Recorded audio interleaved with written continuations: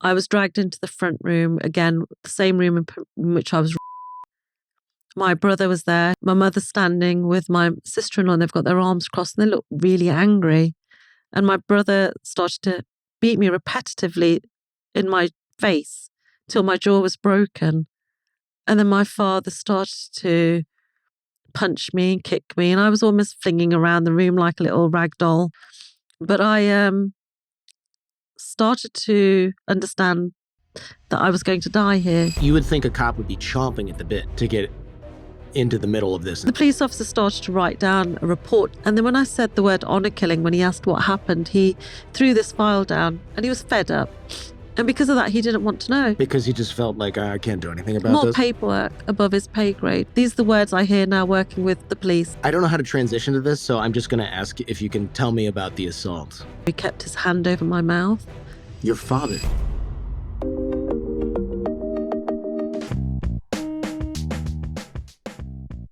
So I watched the video, I watched the Lad Bible thing a few times. I watched a few things a few times, and I tried to desensitize myself to your story, but it just didn't work. And so don't self-censor, obviously, for the sake of the show, but I might also need like 30 seconds and or a tissue at some point in this, just so you know.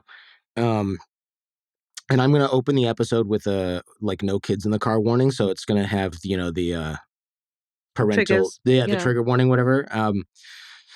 So tell me about growing up in the UK. So my childhood was quite normal for me, how I saw it.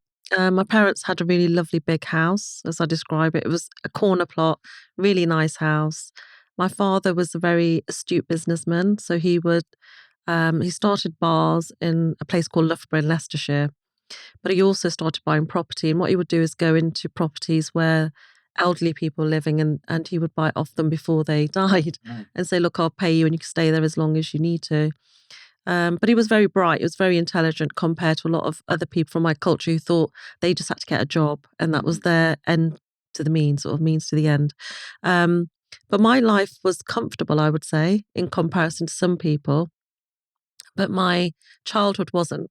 You know, it's such a contrast. So although the house was grand and the staircase was grand, my life was very much of poverty, although I didn't see it at that time.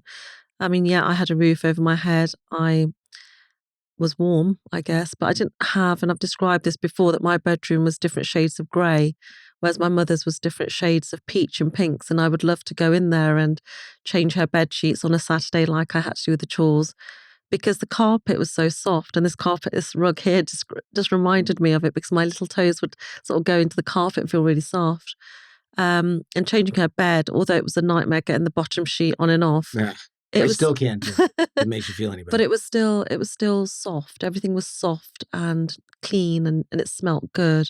Whereas my bed had no bed sheets. It was dirty and a bit grimy because I wasn't allowed a pillow. I wasn't allowed these things. But I just saw it as, that's my place. You didn't have a pillow or sheets on your bed? No, nothing. So it was a bare bed. It was just a mattress.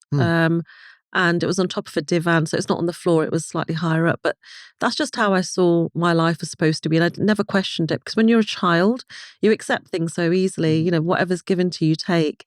And so childhood for me was good, I guess, up to a certain age. And growing up in the United Kingdom, I stuck out like a sore thumb because of where we lived. My father decided he wanted to live in a very pro-white British area. At the time, skinheads and mods were the thing back then. Skinheads and what? Mods. Mods? Mods. They were called mods, yeah. So it was people that were... Skinheads would, you know, obviously have the punk type of hairstyle, but they were quite racist. Mm-hmm. And the mods were kind of new romantics, I guess. I think there was... M-A-U-D-E? M-O-D. M-O, like mod. Mod, okay. Yeah, like M-O-D-S. Does that stand... Does that... I don't really know what it was for, but I just knew that was the terminology. Okay. But they were the ones that would leave you alone, but they were more, like I said, the new romantics. But the skinheads wouldn't. They would deliberately make your life hell. And the school that we went to was quite a trek, as in quite a walk away. But the thing that I remember about school the most is that there would be the word scrap shouted out, and everyone then starts to chant it. Scrap, scrap, is that scrap. Like fight? That's basically? like fight, okay. Yeah. But then I would be at the bottom of a pile of people, or my brother would be, because we'd be beaten up. But that was normality. And I think now I look back, I think it wasn't normal at all. That's a But prosecutable offense. Everybody gets expelled type But when stuff. you're there and you don't know any different, it's normal. So although I was getting a different kind of abuse at home to school, they were both connected. So for me, it was normality. I was either beaten at home in a different way where I was winded or slapped or kicked or punched, or I was punched and beaten at school, by multiple people. So I really didn't think it was a them problem. I thought it was a me problem. Yeah. Or just because you saw other kids not getting beat up at school. Yeah, because we were the only ones of color, if I can use that phrase. Okay. Yeah, I think you can. I think that's the phrase you're supposed to use. I don't know. Good thing you said it and not me. I don't. If one of us is going to get I think that's the nomenclature we use. So, are you Sikh? Is that is that a religion or a culture, or is it both? So Sikhism is a religion. Okay. I always say that everything that's happened to me has got nothing to do with the religion. Sikhism's actually, I'm not saying it because I am a Sikh, but I'm saying it because I, as a child, read the Quran, the Gita, which is the Hindu religious text, the Quran, which is the Muslim Hindu text, the Bible, obviously the Christianity. I read nearly every kind of religious text I could get as a child because I was looking for answers. But every religious text taught me to be a good person, not to be a bad person. Don't lie, don't cheat, don't steal, don't hurt anyone. And Sikhism is very much about we're one. So you and I are one, we're equals, that we should be of service to others, which is how I live my life now, not because it's a religion, because it's just the only way to live, in my opinion. So I didn't really, I won't allow people to say it's because of religion, because it's definitely not. Religion might have an influence, but my personal religion doesn't. It's a cultural thing because culture is continued by generation after generation after generation. And that's where the problems lay because nothing changes. So something has to change for this to stop. But people don't speak out because girls are silenced, as I was. I was nonverbal growing up. I didn't make eye contact like we have made today. Yeah. I should be ashamed of myself in my culture to make eye contact with a man because I could be seen as flirtatious. Or you might take it in that manner that she's flirting. I notice a lot of old cultures do this, and it's so ridiculous to me. When you learn about like certain sects of ultra strict Judaism, for example, and it's just almost based on the idea that men have this uncontrollable penis that like anything can set it off at any second, and if that happens, well, it's not their fault. It's that woman for showing off her neck or something, and you're just like, guys, personal responsibility, get it to get like it just doesn't. It never made any sense to me, and it's even like no matter how much gymnastics you do, it just doesn't make any sense to me. No, but it seems to be the consensus, doesn't it? Wherever you are across the world, you'll be persecuted if you do make that sort of eye contact. Even now, what's going on around the world. But for me, it was a very much non-verbal thing. And my culture is very much the girls keep their heads down. We are created to give birth or to work in the kitchen. It's you that will get called upon first. Go help your mum in the kitchen, or you go and cook. It won't be a case of say to the brothers or the sons, get up and help your mother, or go and help your mother bring in the shopping. That woman has to do it herself. She knows that's her burden to bear. Yeah, okay, but this is extended far beyond the abuse you suffered extended far beyond being made to do all the cooking and the cleaning and things like that, right? I mean, this is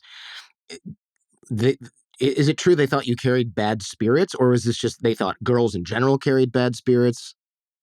I'm not the only one that has come forward because, since I've been speaking out and I went viral in February, I've had over 15,000 messages starting with help me or I need help. Oh, no. And that's from around the world. So this isn't even an England thing or an American thing or an Australian thing. It's a global thing whereby girls are told they are bad. They are carrying bad spirits, that there's some sort of magic within them that's evil.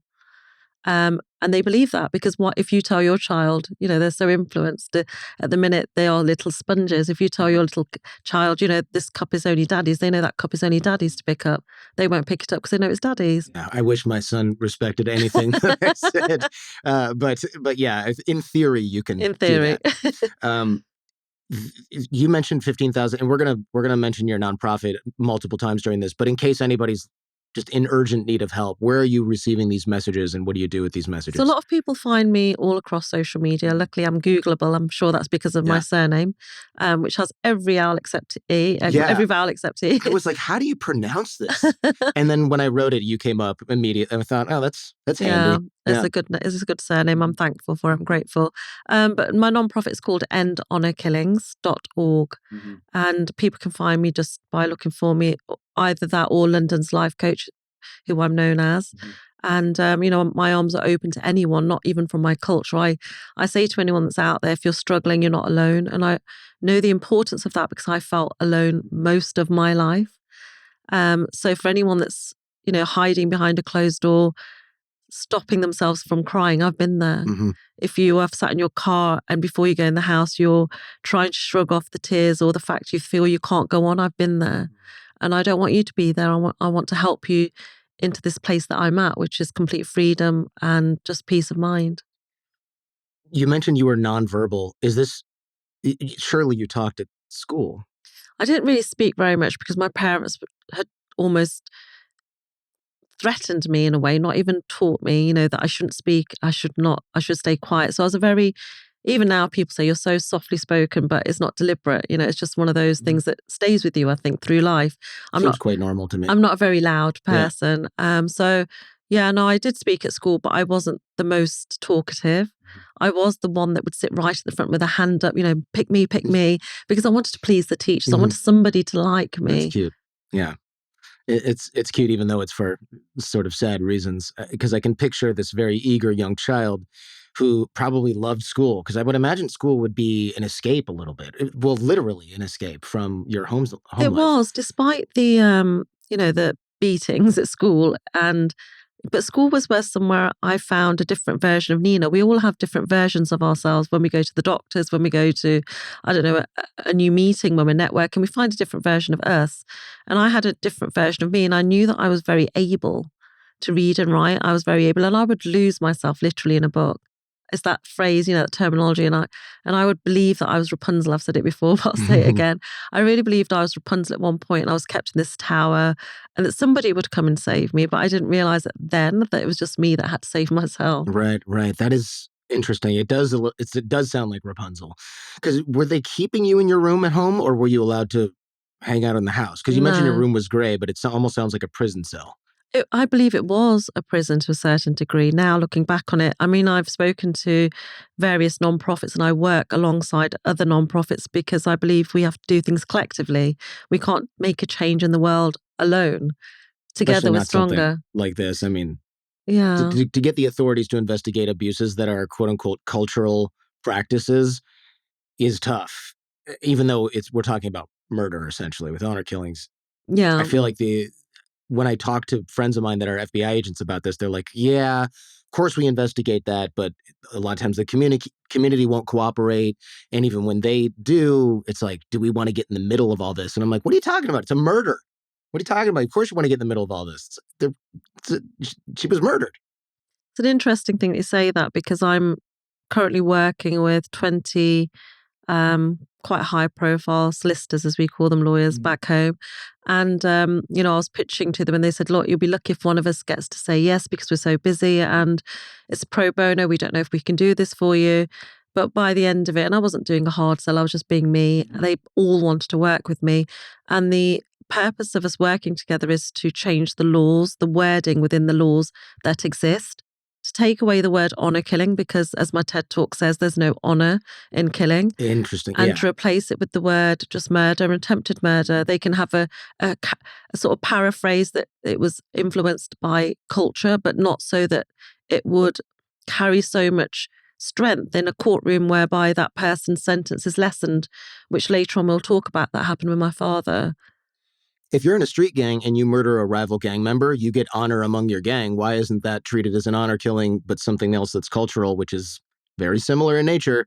That obviously should not lessen the sentence. So I 100% agree with you. You would never give a gang member a lighter sentence because he said, well, the thing is, my chosen family wanted me to do this. Oh, well, in that case, here's a lighter sentence. You would never, ever do that.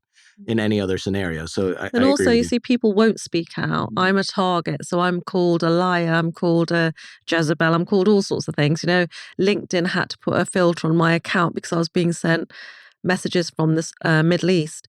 And it was a picture message of my head being decapitated, because beheading is the most honorable form of keeping that honor. So if they were to chop my head off, they are keep retaining the honor in the community, because I'm not speaking out just about my culture. I'm speaking about any culture that carries such a horrible act against a young child who's vulnerable, who doesn't deserve that. Right. And I'll stand by that. But that makes me very much a target. Sure. And I often think when you're doing something that people don't want to hear about, they try to bring you down or try to bring your character down, Definitely. because then it makes people doubt you. But I believe, and I would say this to anyone out there that thinks nobody will believe them, to stand in their truth, because you have to be true to yourself. You have to be honest, because a lot of us will compartmentalize our truths and hide them and bury them. And then later on, they come back over and over again because that trauma lives within us. It's very ironic that somebody would say, "You're a liar. There's no honor killings. Here's a picture I photoshopped of me beheading you. We would never do that." Except you just photoshopped yourself doing that to me to what, prove that you would never do that? I mean, it's a ridiculous kind of argument to make. It's insane, actually. I believe the truth always comes out in the end. Well, we're doing that right now, or at least we're trying. With the way you were brought up, not hinder your development as a child a little bit? I mean, if you're not encouraged to be social, I assume you didn't have friends over to the house. Were you allowed to do after school activities? I mean, it seems like this is really restrictive and would cause some other damage to you in terms of your learning and development. Yeah, I mean, they say the first 7 years of your life influence who you become as an Yeah. adult. And I'm still very much, I think patience is probably the word that I would create. I've created out of that inability to express myself. I can express myself perfectly, Mhm. as you can tell, Yeah. but I'm very much, I will watch a lot of the time and not speak out straight away. I will often I'm more of a sort of watcher, but it does influence you. It doesn't matter who you are. It took a toll on me. I'm guessing at some points, I did feel, which we'll get to, desperately depressive states of mind, because there's only so much anybody can take. And by nonverbal, my life sort of from the age of 6 was sitting in my room, literally pressing my ear against the door as I've described it. The door was extremely rough. It was one of those wooden doors that hadn't been sanded down. But I was so keen on being part of the family. I desperately wanted to hear what they were doing, how they were moving. I could tell who was moving, who was opening the door, who was coughing. And I used to pretend I was down there with them, sitting on the sofa watching TV. So I was a really lonely child, I guess. But I was only allowed to come out of the room when they called me. So I waited upon the word witch, which is what they called me. In the Indian word, it's called putani, which means witch, like a ghost, like a kind of evil entity. And I would go very quietly down the stairs, but I was running because I was so keen to get to the kitchen, because my expression of love was to cook that food and to give it to them. Whether it was received with love is another thing, but it was always made with love. I never, sort of bashed at the mashed potato, whatever I was making, or the rice. I would always do everything so lovingly that my mother's going to eat this. I want it to taste nice. My father will have it. Oh, my brothers will have it. This is their favorite. This is what I'm going to make. I used to get excited for them, never really thinking about myself. So the selflessness still is within me. I know that. It's weird tension hearing something like that, right? Because it's heartwarming, but then you realize that they have you enslaved, so it's actually really horrible. So working with the nonprofits I do now, the word modern day slavery has come into my life. I understand, and if I can explain to another person, if you're kept against your will, if you cannot come out of your room and you're not part of a family, you are not allowed to eat with them, you're not allowed to sit with them, you are in effect modern day slave. Right. It doesn't matter that you're their daughter, because they don't seem to care, if I can put it that way. What about your mom? I mean, does she not? First of all, she must have enabled this, because otherwise I don't see how it could go on. But didn't she have any sympathy or love for you? It's just, I can't, as a parent, I just can't get there. I can't even get close to where I would allow this to happen. Even if somebody was like, I'll kill, I would let my partner kill me before I let them treat my child that way. You're not supposed to get it. Yeah, I can't get it. I've tried to get it and I can't get it. I can get to a lot of weird places with people I interview on this show where I'm like, let me put myself in the situation of a kid growing up on the streets and joins the mafia and becomes a killer. I can get to her in the shoes of somebody like Sammy the Bull quicker than I can get into the shoes of somebody like your mother. Yeah, I don't think you're supposed to understand because you're not that person. And this is the problem with society. Often we try to put ourselves in a position and say, well, why didn't she press charges? Why didn't the mother help? Why did the father do what he did? Why did the brothers not step in? But we're not those people. We need to just stay true to ourselves. And people only do what they know. And I get a lot of stick for saying this. But if you don't know how to drink or you don't prefer your coffee white, you're only going to want black. If someone offers you a coffee with milk or a milk substitute, you'll be very frowning upon it, as they'd say, well, why would you even do that? It's not the done thing. It's not how I. And with my parents, I've described it before, they came from India in the 1960s with their bags packed very tightly with their cultural beliefs. Mm-hmm. They decided they would bring that forward. They imposed that upon me and my brothers. So my mother did what she knew in the sense of she thought I was bad. So girls were not rejoiced. Girls are not celebrated. You know, when boys are born, we hand out sweets in my culture, the Punjabi culture. Mm-hmm. Sweets are handed out, parties. There's a lot of bhangra, a lot of dancing. When girls are born, there's nothing. I mean, that in itself should be a question for people to sort of make, you know, to ask, why are you not celebrating your daughters? But they're seen as almost disposable people. They're seen as temporary children that are going to one day be someone else's. I see. We're not keeping them. What did your parents, you mentioned your dad was an entrepreneur. Did your mom work at all? In the beginning, my mum used to do a lot of home sewing in the sense of somebody would drop off a load of clothes and she would stitch them together. So she had a machine at home, but it didn't last long because I think she did that up to the age of my age of 10 that I can remember. And then she stopped because she didn't need to because my father was making more than enough money. I don't know how to transition to this, so I'm just going to ask if you can tell me about the assault. Yeah, so as I always say, my life was very normal. I was a happy-go-lucky child, as happy as I could be. But when I got to 14, you know, I'm changing as a young girl. I'm developing. By this time, we've got this gorgeous dog. You know, we had a little doggy in our life, and I describe her as my only friend. She also gave me a lot of warmth in bed on a cold night. And because she was there, sometimes I didn't want to get up. You know, I didn't want to wake up. But my job was to cook and clean for the rest of the family. And I remember my mum coming in the room many a night from the age of probably 7 upwards. My dad would come back with multiple friends, probably eight friends normally. And you know, my culture, we don't say names. So if one of them was called Jordan, I would call him Uncle, never Jordan. It's not because he's related, blood related or any way related. We just, out of respect, don't say their names. And on this particular night, I was super tired. My hormones are kicking in. I didn't want to get up. And I believe that we have this system that's little messaging system, little people almost running inside us going, no, no, no, no, no, don't do it. You know, that fight or flight thing. And this particular night, as soon as I woke up, I had it, almost like a tingling sixth sense that it's not going to be good. Whatever's going to happen today, something bad will happen. But I knew also there was no way out. I had to go down those grand stairs that we had. I had to cook the food. I had to take it in. And in my childhood, a lot of people have memories of a toy or a car, you know, or a duvet or a blankie. In my childhood, I have a very prominent memory of a white, huge oval tray. Like a food tray? Like a food tray. So it was a serving tray. And it had like silver handles on the end. And that was my symbolism of childhood, I guess, because I spent so much time holding this tray. And, you know, I remember using the tray to pick up the food, drop off the food. And, you know, my father was in the front room, which where the guests are, because we always have a guest room and a family room. And I remember walking in, looking at the patterns on the carpet, because I was very daydreamy, and I probably still am. And I'm walking in to pick up the dishes because he's called me. I remember that night they were awfully drunk because they were continuously making noise and, you know, it was very loud. And are these all also Indian guys, or is it like white guys and a random collection of your dad's friends, or were your dad's friends all from the same culture? No, they were all from my father's culture. Okay. And it was like a little meet that they would have, because they lived in different areas. So they would all get together every Friday or Saturday and go down to the pub and completely get hammered, I guess, as we call it, and come back to my father's because he was the one with the bars.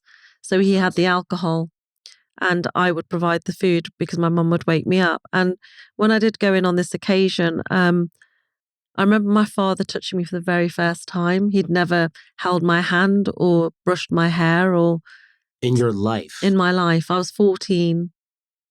That's I don't even know what to make of that. I can't.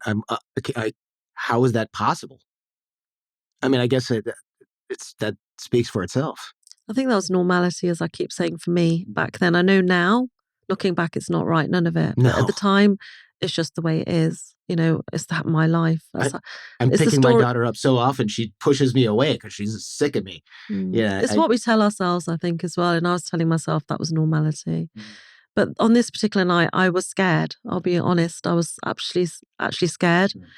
And I walked in, my head down, and I have the tray in my hand. And as I said, he's the first time he touched me by grabbing my wrist. And when he grabbed my wrist with such force, the tray fell. Sorry. And yeah, it's starting for me too, I'm not going to lie. And I know it's coming.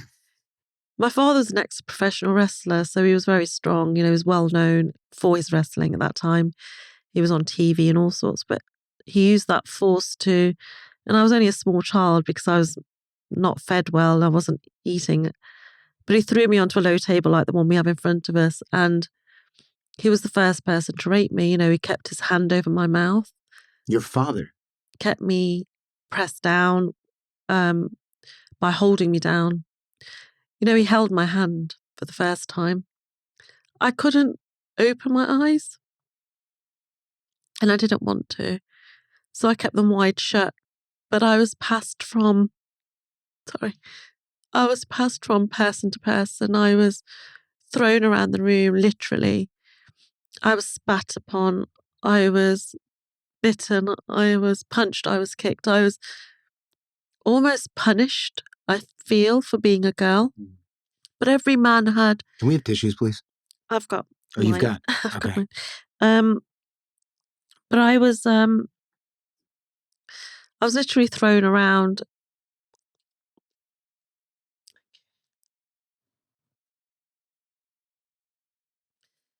I was literally thrown around with such a force that I lost consciousness a few times.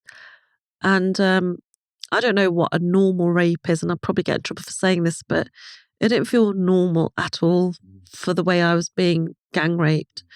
And, there was a level of aggression they were using with me whereby it was almost like they were frustrated and they were taking it out on me. I remember somebody nearly breaking my arm, and I was sure my arm was broken until the next day. But there was not one part of my body that wasn't covered in blood or a cut or a bruise or lots of bite marks. It's truly psychotic, and it's shocking that a group. I mean, I don't even know where to begin. Your father was involved in this. One of my questions was, where was your dad? But he was there. I mean, he took part in this, and these men all knew you, and they all knew you were a child, and they'd all met you many times before. It's just I can't wrap my mind around this. Sorry, go ahead. No, I remember. I remember on the night wanting to scream, but I think all the screams were internalized. They were all. It was almost like I'd lost any hope that I ever had. How did your mother respond? Was she must have known this was happening? Yeah, I mean, a lot of people do ask that question, and my brothers and my mother were all upstairs asleep. But I don't think you could have slept through that level of noise because they were exceptionally loud, and there were plates being broken because of the force I was being thrown around, and bottles being thrown around that didn't necessarily break, but the noise was still happening. And it's early hours of the morning, so the world's asleep apart from this one room where this act's taking place. And I just didn't know how to stop it. I didn't know what to do. I kind of just allowed it, I guess, because I didn't know what else I could do. Well, what could you have done? A 14-year-old girl against a bunch of grown men. I mean, you didn't stand a chance. How did your mother respond after the attack? I mean, I ended up waking up. I didn't know when I'd passed out. I have no idea. I remember that a lot of people left and some people stayed on because they wanted to carry on with this rape, this attack. And the ones that had stayed back were quite violent. I remember that. They were exceptionally violent. My mother woke me up in the morning because she opened and closed the door so many times, such a force. I just woke up by the noise. So I remember my head was facing, I think, the right. And I remember seeing the wall. I remember seeing the food on the wall. I remember seeing broken plates. I remember thinking to myself, I'm in so much trouble. How am I going to get out of this now? I'm going to be punished. I felt I had done something wrong. And you feel like you're the cause of everything because you're the bad spirit. You're the person who's brought it upon us. You had some influence, but you don't understand that you are the innocent party, that you're actually a victim. I didn't see that. So my mother got me to get up. I got up and I wasn't dressed from my waist down. And she told me to go and wash, which I did. And when I came down, she handed me a bucket and told me to clean the room up. And I cleaned it, and I remember looking back thinking it looks like nothing's ever happened here, but it still is happening within me, And I slept for days after, but no one really checked on me. No one was really bothered. Wow. I would assume after that, anytime people came over to the house, you were terrified. My legs would shake. I had to carry on the same thing every Friday or Saturday. I would see the same people, not physically, but I knew their presence. I would hear them. My instinct was constantly flinching. I was flinching because I was scared because I didn't want it to happen again. I almost felt their eyes upon me, even though I wasn't looking up. You ended up pregnant from this assault, correct? Yeah, I got to 15 and I realized I was pregnant. And back then in my schooling, there wasn't a lot about pregnancies and not a lot. I don't even think we were told about periods. And I went home and told my mother that I was pretty sure my periods had stopped. She was the one who told me I was pregnant and I'd brought it upon myself and that I was disgusting, that I should be ashamed of myself. So I was ashamed because she told me I should be. And that led to an abortion. And it's another real clear memory in my mind not because of the procedure. I remember the procedure and the sort of stainless steel looking type of trolley things they put us on, made us lie down, the gowns. I remember it all. But what I remember the most is when I'm sitting on a grass verge, dressed in a hospital gown with all the other women. But I'm not a woman, I'm a child, I'm a small girl. And I'm looking around and thinking how nice the grass felt and how the countryside was really nice because we'd traveled to go to this place. And maybe that's the reason I love the country, I don't know, because I found some sort of peace. But it was a lady that brought over a cup of tea, which, a very British thing. But I'd never been given anything in my life, not a present, not a birthday card, nothing. And it was the love that she extended just by handing me this cup of tea. And it had a biscuit on the side. And I remember thinking, how evil are you for her to do that? But more than that, she actually stroked my hair like I really wanted my mother to do or my father. And she made me think about kindness. And I still carry that with me now. And I wanted to be like her. I wanted to be kind, but I also started to question how evil I was inside because she hadn't caught anything. She hadn't, withered and died in front of me because she'd touched me, she'd made contact. So that for me was life-changing.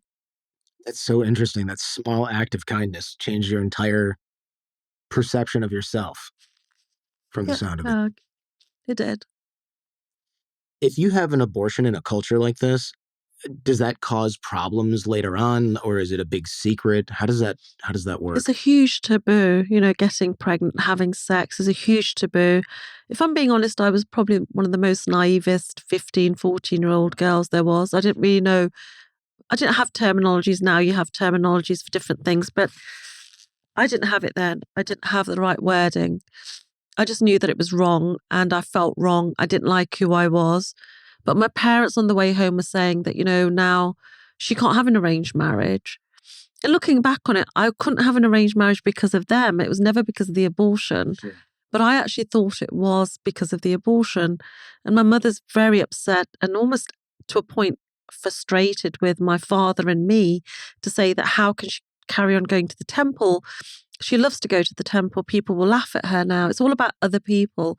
It's not just in my culture, it's in many cultures where it matters about what everyone else thinks, and your choices are often influenced by that because you don't think about yourself and you're feeling guilty for thinking about yourself. So I took it upon myself that I was this problem and that they didn't know what to do with me and I would take my own life because I didn't really want me because they didn't want me. But no one in my life had ever really shown me they wanted me. I was always a hindrance. So I did, after a couple of days, I did take an attempt on my life by an overdose, but it didn't work, obviously, because I'm sat here. But I'd got to a point where I realised, I wasn't happy at all. The life wasn't normal. And I went through a very depressive phase in my life. Well, understandably. It baffles me, probably shouldn't, but it baffles me that your father would allow this to happen and then be upset at the consequences that were clearly foreseeable and obvious. It's not like he didn't, I mean, he must have known this is going to happen as a result of this. And then I just can't make sense of it at all. Like you tell yourself something and you believe it. I feel that's their thing. My father told himself it wasn't him. It was my fault. So he believed it. Mm-hmm. And I feel that's why the narrative continued in that way, that what will we do? How will we make this? She's brought it upon herself, and I believe that's why he said it so many times that he believed it. Mm-hmm. Even now he says I'm a liar because he believes it. In his eyes, he's done nothing wrong. But we can't take that away from him. That's what he believes, but we know it's wrong. He's obviously got, I mean, it's psychopathy or something. I mean, nobody rapes their own daughter and then thinks, oh, this is normal. I don't care what culture it doesn't make any sense. You've read all the holy books. I'm pretty sure that's a taboo in every single one of those books. Mm-hmm. I could be wrong. So your parents say they're going to, send you abroad? So the agreement they made was they would send me to India. So many girls get taken out of school in the UK, in America, in Australia, all over the world. They are taken away at a certain age and sent to India, and people get told they've gone to stay with relatives. Mm-hmm. No one really questions it. The teachers don't question why. But the purpose of that is either to keep them in, say, Pakistan, for instance. It's a case I've dealt with recently where the girl will get sent there at the age of 15, impregnated. She'll stay there. She'll be forced to live with her spouse up to an age where she can come back after 21. They'll bring her back because no one's going to ask questions of what's happened in that meantime. She'll come back with children. She'll come back with a husband and their job's done. She's settled now, as they call it. But with me, they were thinking about sending me to India to kill me because I had brought shame. My whole being was bringing shame. But that didn't happen because somebody stepped in to say they would take me. And I was 15 and it was one of the men that stayed at the back, stayed behind to continuously rape me. He said he would have me if my father paid him. So they came over. I was called down. We have a ceremony where a veil is placed upon your head. And it's an engagement. I didn't know what was going on. I look at the photos now and I'm very upset because I see myself looking down, scared, not knowing what's happening.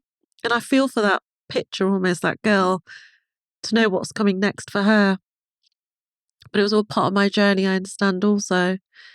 But I was traded to one of the men that raped me, my father's friend, and I was traded to him for sexual reasons. My father paid him a lot of money in cash and gold. Also appliances for their kitchens, because we didn't really have them back then. We're talking about the early 80s, late 80s rather. And I went there and under the condition that I would marry his son in a sham wedding. because his son was similar age to me, but he had a girlfriend already from a white British background, which is taboo. So for the sake of face in the community, it would look like he'd married me and everyone would win from this apart from me, I guess. My mother-in-law wanted me as a domestic servant, and my mother was happy with that because it's what I did already. I'd been perfectly trained. So that's what happened. I got married. I got traded at 15 and I was married at 16, turning 17. And I have to say it was the most horrific 4 years of my life. Yeah. This is so unbelievable. So this is happening, folks who are listening to this. This is not happening in India. If you were working out and you missed this, this is happening in the United Kingdom. A little girl got traded for a microwave and a toaster. I mean, I don't mean to be flippant about it, but this sounds totally ridiculous. And you were supposed to be married to the son, but really you were essentially a slave for the father. And he was already married. And this is an off-the-books wedding, right? I assume it's like just sort of a private transaction. It was never legalized. I didn't have I don't know what you call it, but a registry wedding, we call them back home. So it was never registered, but it was all done in the temple. And there was a party afterwards. I was sent home because I wasn't part of the party, which was a rare thing as well. Not many people did that. They would allow the bride to sit there. Whether she wanted to be there or not, she would sit there, but I wasn't. And that showed the level of the way my father and mother saw me, But I remember walking into my in-laws' house. They stripped me in front of everyone, which was humiliating. So I was a young girl who felt embarrassed. But it was to almost shame me in front of her guests, say I have control over this person. And the room I was given was the downstairs room, which was just like a little cupboard hole, like a cubby hole thing. And there was a tiny little bed. And the whole house was tiny compared to my parents, which I realised how well off my parents were at this point. There was no grand staircase that I could sit at the bottom of and look at my dog from the top. There was none of that. My dog obviously wasn't with me. And I felt really alone. I felt very much lost, is the only way I can describe it. I was given this little room without the door because my father-in-law had access to me without too much noise. So he would come down sometimes 4, 5 o'clock in the morning. He was probably the most strangest character I've met today. He was very aggressive and controlling. But he would do things like strip me, sit me on the floor and tie me up with a coat hanger. And the metal would dig into my skin. But it was just so that he would leave the house. They would all leave the house. And he wanted to see if I'd stayed in the same place. And I was so scared. I wouldn't even cry because they might be able to tell from my eyes I've been crying. But there was no way of me asking for help because in my culture, we're taught not to ask for help. We're taught to stay quiet and obedient. And there's a shame of saying somebody's done something sexual to me. There's a stigma. It's just something we almost internalize and never allow anyone to know has happened. And that's not just in my culture. I'm learning that a lot of victims do this because they feel they're not good enough. There's a lot of us out there that think that. And I'm here to prove them that they are good enough. One thing that just is sticking in my craw here, you get married in this sham wedding or this off-the-books wedding in the temple, and no one thinks, yeah, this is a little weird that a 14, 15-year-old girl is getting married. I was actually 16. 16. But it's still weird. Even in the 80s, it's weird. People won't speak out. That it's that uncomfortable conversation they don't want to have. They'll whisper. There'll be lots of whispers and gossip. Like, isn't she too young for this? Well, yeah, it is what it is. Maybe she's pregnant with the boy's Well, a lot kid. of the gossip was that I had a love marriage at that time because I knew the boy through the family. So a lot of people said it was a love marriage. And I remember standing at one time and people behind me saying this. And I thought to myself, is it a love marriage? Because, I was so influenced. I was like, is it a love marriage? And I had to sort of catch myself saying, no, it's not. It's silly. It's, you're not wanting to get married. And, I'm I'm always romanticizing every situation, everything. And I don't know, I always used to think it can't be that bad until I got there and realized how bad it was. But my mother-in-law was exceptionally mean to me. She was very cruel. She would stab me with scissors, but my mum would occasionally do that as well. Growing up, she didn't do it as much. I mean, my mum would do it when I would go near her when she was sewing and she would try and push me out of the way. So she would use the scissors. But this lady, she was deliberately getting the scissors to, poke me. I would sit there, she would just poke me really hard with them, and it hurt. It was the whole thing of me being in the kitchen as the servant, cooking up the meal, and she would deliberately open the drawers into me, with the force. But it was more than that. She had a real anger within her that she would project upon me. And it was the whole, I talk about it before, but it's the whole denying me of food. I didn't really have food as a child, but I thought when I got here, I would be able to plate myself up a meal. And I mistakenly, it is one of the regrets I have in life, I'll be honest, doing this, because it lives with me, and it's so painful that I'm not sure even how to get rid of it. And I'm good at getting rid of everything.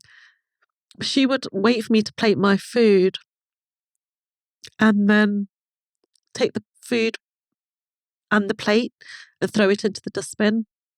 And then she would push my head into the bin and tell me that it's not your father's house, that you think you can eat here. And she would make me eat out of the dustbin. And you know what? I used to start eating because part of me is hungry, part of me is scared. But you get to the point where you just kind of give up on everything. And I had got to the point I'd given up wanting to eat or even wanting to be there. It's so this whole situation is so bizarre, right? Because I have no sympathy for somebody who abuses anyone like that. But on the other hand, surely something must have happened. This maybe something similar had happened to this woman. I mean, do you ever think about that? Because not to excuse any of her behavior, but normal people don't do that. I feel that she was angry because her husband was raping me. Well, yeah. I feel that she was angry because I was young. I guess, younger than her, maybe prettier than her. But a lot of women in my culture hold this kind of anger within them. And anger's normally born out of frustration, as you know. So maybe, I can't put myself in their shoes because I'm not them. But maybe the way they have been treated, they're frustrated with it and they don't know who else to project it upon apart from the girl that comes into the family or their own daughters, because that's what happened to them. So it's that repetitive cycle. It doesn't mean it's okay. It doesn't mean it's, that it's condoned behavior. It just means that if they don't know any different, they're going to carry on this cycle of abuse. Tell me about this bride burnings phenomenon. This is something that I'd never heard of until. Yeah, it was very common and it's sad to say that it was very common, but it was very common in sort of the early 90s, which is where I'm at now, because I was there for 4 years, whereby brides would be imported. I'm going to use that word deliberately so people don't have a problem understanding what I'm talking about, but they would bring a bride in from Pakistan or India or wherever it would be, and the girl would end up having a daughter, or, they used to actually. It's going to be really hard for listeners to hear this, but if a baby girl was born at that time, they used to bag the baby up and suffocate it. And then they would bury the babies. And I know this because my mother was one of the places they would come to have the babies when I was little. Was she a midwife or doula or whatever? No, there would be a collection of them. There'd be lots of them. And I think they would go from houses to houses. So sometimes it would be our house. But she would be there and I would be there. Obviously, I'd be doing the maid service, the domestic service. So I'd be told, go and bring this, go and bring that. And I knew what was going on. And that also made me feel very grateful that I was alive, because I knew they were killing the girls, but they would bury them in the gardens. And what? Yeah. In the back? So in the backyard, for people who are, because we say backyard, I don't know why I say garden, even if there's a garden there, they would bury a plastic bagged baby. Yeah, a newborn. In the yard. If it's a girl, yeah. Because there were no abortions happening that people really could afford then either. Sure. So, and there was no way of scanning if it's a boy or a girl. So these girls were having baby girls, going back to the burning brides. And because they were having baby girls, they would then think it's a baby making machine formed as a woman that's providing only girls. We need to get rid of her, not understanding it's the male that makes the decisions on these things. And they would pour petrol over the brides. Sorry. Oh, this is so disgusting. I would be walking home from work sometimes and I could smell the smell of human flesh. Oh my God. And I would often see police cars and policemen, but they never seemed to do anything. And then one day I happened to walk behind 2 police officers who said, "Oh, we're just going to call it in as a suicide." And I thought, well, they would never help me. That thought was completely out of my mind anyway, because in my culture, we're taught police don't go to the police, they don't help us because you're not white British, they won't help you. So we're almost programmed that certain different cultures and communities won't help us for particular reasons. We have that here so too. we believe that. And I would be in the house sometimes hearing the shrieks of women, because the houses were so small, they were next to each other, terraces we call them. So you can see into everybody else's back gardens and things. And I was terrified of fire with reason. That it would be my turn, because the threat was there, because I hadn't had a baby. People were talking about, why hasn't she had a baby? Not understanding I'm being raped by my father-in-law, not my then husband, as was seen. And I just felt this ticking time, almost, that's going to be my time soon. It's going to be my time soon. So I was living in a form of anxiety 24/7. I really was in a really bad state. Do you think the police knew it wasn't a suicide, or were they just not getting any cooperation and they're just like, yeah, the way these girls commit suicide is they light themselves on fire with gasoline? The police completely knew. They knew. It seems like they would have to know or investigate a little bit. If it's once, I understand they might not accept it's a murder, that it's Right. a suicide if it's twice. But this was repetitive to the point where it was, it was just continuous. It's a common thing. To say it's a common thing is scary. Yeah, it's horrifying. And it's also very bizarre to think that in some neighborhoods across England, there are just baby skeletons in the backyard. That's also incredibly creepy and horrifying. I think some were found actually some point. I remember not correctly where, but there was some baby fetus remains found. Oh my gosh. And I want to remind everyone, this is the United Kingdom. This is not rural India. This is not ISIS-controlled Syria, where you expect almost to hear It's this 2 kind of hours away from London. It happened. Yeah. It's just crazy. And that's 2 hours on those windy roads that y'all have over there. Unbelievable. It's unbelievable. You eventually you get a job, which actually seems like quite a blessing. I was told to get a job as soon as I went into the marriage, because they were very greedy for money. I realized afterwards, they didn't have as much wealth as my family, but they expected it. It was almost like they felt that they should have it. And I was really lucky, because I went in to work for a large corporation, and I was the first person, again, of color, from Really? an ethnic minority that worked for this company, because my father had placed me in this area of being white British. So I spoke really well, as I still do. And that was different for them, because normally the communities would stick together, so the accents would stay thick. I see. So you would But on the phone, you would not know who I was or where I originated from. I just sounded it. like another white British person. So that helped see. me. So, it was always a positive out of a negative, I guess. And I became a manager because I was so keen to earn more money, standing at a coffee machine without any fear, because what did I have to lose? They said, don't go to the executive floor. I went to the executive floor, work I could at least be a little bit of a rebel. And I stood there, not even knowing which buttons to press. A guy came along and said, did you want coffee? I said, I need a job. I said, can you give me a job? And he said, I'm in marketing, I can give you a job. But he just liked the fact I stood there and I asked for it. And I would say to my children, I've taught them since they were little, if you don't ask, you don't get. It's true. And I did. I ended up getting a great job. I was on a really good wage. Even by today's standards, it's a good wage. But that wasn't enough for them. They wanted more. The family's taking your money. The family had all of the money. It went straight into their account. I never saw a penny of it.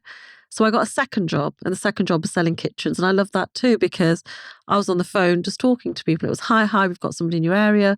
And it was never a hard sell. I've never done that. It was, if they needed it, they'll say yes. That was my philosophy. If they want it, if I make enough calls, there'll be somebody that needs it. And that was what was happening. They were coming to me almost. It was like maybe I was calling from the universe, however you want to see it. But I was getting all the sales and I was making a lot of money for them.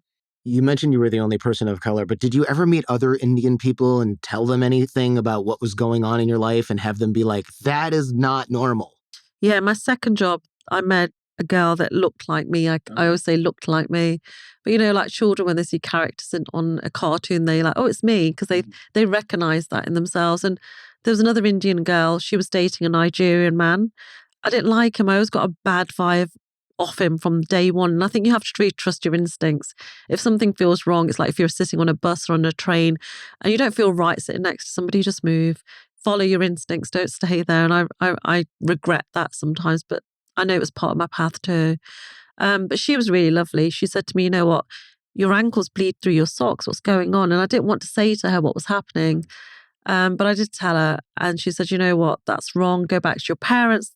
It's been 4 years. They've changed. My parents don't mind me dating somebody out of our culture.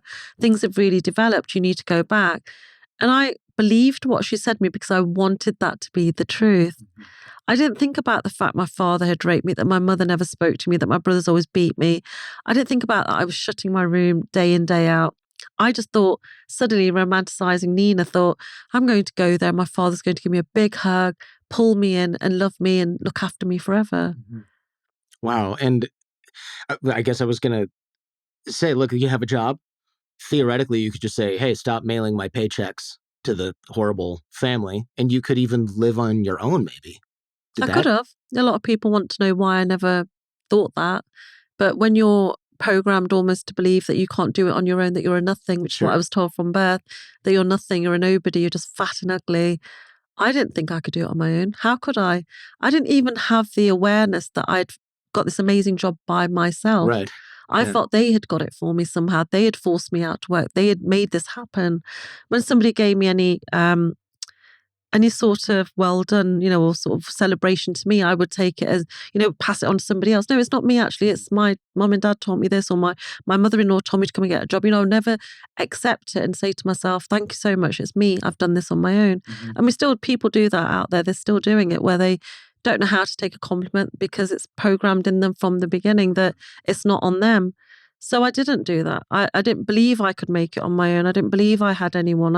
I felt also I would bring more shame from the culture, that people would laugh at my parents if I didn't go back home. At least if I went back home, there'd be a chance.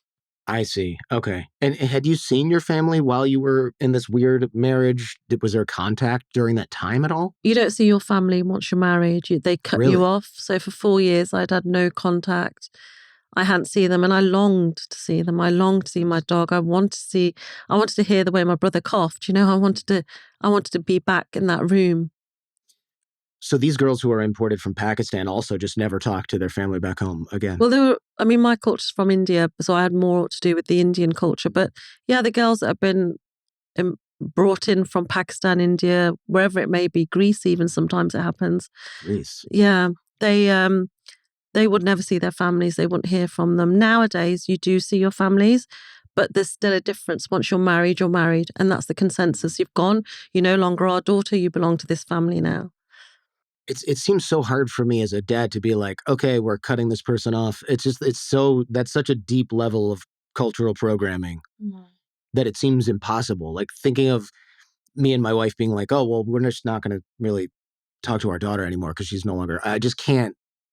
I can't. It's not part of the programming. No, I can't myself. Imagine never seeing, it's a ridiculous thought that my daughter to the end of time. Yeah, she's in the next room. You can't even do an interview without your daughter. I get it. It's not in our programming. It's not in normal human programming to do this. Yeah, we don't switch that love on and off. No, it's not possible. It's not possible. That's what I always wonder. I always wonder when I hear of brides being sold off, isn't the mom inconsolable for years after this? Yeah, when I gave birth, I thought about my mother straight away. I think it's a natural thing that, you think your mother went through this pain to bring you into the earth, but it doesn't mean that maternal love is in everybody. Yeah. But to deprogram it culturally, it's just, I can't, it seems impossible, but apparently it's not. So what's the plan? Just walk home one day or like take the bus and get off at a different stop? I didn't really have a plan. Now I have to have a plan for everything, maybe because I never had a plan back then. But one day I remember just getting up, and it was after a very horrific kind of abuse in the morning from my father at 4 o'clock in the morning, where, again, my arm was completely covered in bites. And I don't know, he was very controlling and very aggressive. And I thought, I don't want this anymore. I hate who I am. I got to the point where I just didn't want to be at all. And I knew that if I didn't leave, they would kill me or I would kill myself. I just had enough of life. Mm-hmm. And I looked at him, and it was the first time I'd actually looked at him after he'd raped me. I looked at him in a way to say that I'm done with you, I'm disgusted, I don't like you, and I'll never see you again. And I never have, because I've never seen him again. I've walked away, and I went to work as normal that day. There was a bit more of a spring in my step because I knew that I was going home. It was like a child almost returning from school. The school day is nearly over, you're going home. But as soon as I stepped on that bus, it was almost like I'd set off an alarm bell, because somebody had seen me from the community, and it was like wildfire burning so quickly. The message had gone to my parents to say she's on her way, but the questions also had gone to my parents. Why is she on that bus? Has she left her in-laws? Is she not going back? Why hasn't she had a child? Is she having an affair? Is she seeing somebody at work? She works with a lot of white British people. Have they had an influence on her? How could you not control what was happening? So all of these things, my parents had this almost ticking bomb ticking away, and it was just waiting to explode until I stepped in that door. I didn't know what I was walking into, but I knocked on the door excitedly thinking my mum would open, and my father's there. And I'm thinking, why is he here? It's not even that late at the moment. He's not normally back till later on in the evening. But the anger on his face was, enough to tell me I'd made a huge mistake. And there's no going back. You're there and you freeze and you don't know what to do. What happened at home or at your family's home? So this is where life, we have so many events that happen in our life, and it either makes us or breaks us, I guess. And I had to be broken down, I guess, to rebuild who I am today. But an honor killing attempt took place is the bottom line. I was dragged into the front room, again, the same room in which I was raped. My brother was there, who's, I think, 7 years older than me. My other brother wasn't there. My mother's standing with my sister-in-law, and they've got their arms crossed, and they look really angry. A discussion had obviously taken place between them before I'd got there that they were going to perform this honor killing. And my brother started to beat me repetitively in my face till my jaw was broken. And then my father started to punch me and kick me, and I was almost flinging around the room like a little rag doll, until I was that little rag doll on the floor with a broken arm, a broken jaw. I even had a bone in my leg that was protruding from the skin it hadn't cut through. But I started to understand that I was going to die here, that feeling. And if anyone's ever felt that, my heart goes out to them, because I won't want that upon anyone. But I felt, this is it. I'm going. And they started to kick me and stamp on me as I'm on the floor. And I'm a very young, small 21-year-old. And as my brother and father are stomping on me, they displace my hip. The pain is excruciating. I can't explain it. But with that, my mother and my sister-in-law, collectively with my brother and dad, are throwing on these heavy insults, which are so heavy, I don't want to be here anymore, in the sense of, you should have died at birth. We knew this would happen. Now you're in the gutter. Nobody will want you. Again, those words. And words are so heavy that you can't let go of them often. They play on your mind. And I almost felt like I should be killed. I felt like this is what I deserve. And then my father held his foot across my throat. I thought he'd snapped my throat. I swear, his weight was so heavy. But I remember drifting in and out of consciousness, and I almost saw myself from the outside in, which is a really important part of my story, because I saw myself in this little form of just bones, like I was dying, like I had died. But something was telling me not yet. Whether it was my own voice, whether it was my subconscious, whether it was something else, I don't know. All I know is that when I went back into my body, I felt nothing. I didn't feel the punches or the kicks or even the voices. They'd all I was numb to everything. All I was watching was blood dripping off my nose into the carpet. And then I heard my other brother. It was like a muffled voice. And he said, "Not here. We're taking her to India. We'll kill her there. It's too risky here." And I remember seeing everyone's feet like walking away. And suddenly the room's very dark. And the room stayed dark for days. I don't know which day I came to. I just know that I lay in almost a bath of my own blood. I had soiled myself. I couldn't move. I was so stiff, because when you stay in the same position for too long, you're stiff. And I remember the door opening very gently, and a voice coming from my mother's friend, who I called Auntie again, saying they're taking you to India on Sunday and you need to get to security at the gates and ask for help. And I thought, I'm not going to do that because I'm going to have 2 people with me, angry people. I haven't got the guts. I haven't got the courage. I'm just going to die. I don't want to live anymore. I can't be bothered with this. And I had this conversation, and I still do, I have these conversations in my own head, and a lot of people probably listening do as well, where you have this almost to and fro conversation of shall I not, shall I get it, shall I not, shall I buy this today, or maybe I shouldn't, I can't afford it. You have these conversations. And it was a conversation about whether I wanted to live or not. Yeah, it's unbelievably casual from the sound of it. It was. So I was very weirdly calm because I think I just got to a point where I was almost accepting of what was coming. I was accepting. There was no panic, not at all, no panic. And I always say to people now when I coach them that if you are in your calmest state, you'll perform your best. It's that panic that makes you not think that you can do it. It's that panic that makes you mess up. So you've got to stay as calm as possible. And it's not an easy thing to do, but you can get to that state of mind. And I started to move, but moving was hard. Sure. I literally, if anyone saw me at that point, I looked like something out of a horror film. And I got onto my hands and knees and I fell because my arm was broken. I thought, how can I do this? How can I get from here to the door, from the door to the kitchen, from the kitchen to the outside, and how can I escape? Yeah. I thought, I'm going to do it. With a dislocated hip, no less. Yeah, it was displaced. It was, I don't know what the difference is between displaced and dislocated. I never heard that. I remember them saying it was displaced, so they had to have me in hospital. But I managed to get to the door, then I couldn't reach the handle. And it's that wanting to give up moment, I can't be bothered, I can't do this. But I did it. I got all the way from that floor to the kitchen to the garden. And that's where it was the toughest part of my journey, that I had to get over this huge fence my father had built. And my dog came, she sat next to me. And, my dog, I've said it before, but she was the loudest person in the house. Most dogs are. They're always barking when they shouldn't be. You try and make them not bark and they bark even louder. And she came and she looked at me straight in the face and I said to her, please don't. And, tears are streaming by this point. I'm trying not to make noise. I know that if everyone hears me, they'll kill me there and then. My father had always threatened to kill me and bury me under the floorboards. He'd always said that. And I believed he would at that point, especially. But she stayed quiet. And I didn't know why, And she looked up and she looked at me. And I remember feeling like she was there for a message to say, come on, you've got this. And it's that one person that can almost change your whole dynamic of what you think of yourself or your life even. Yeah.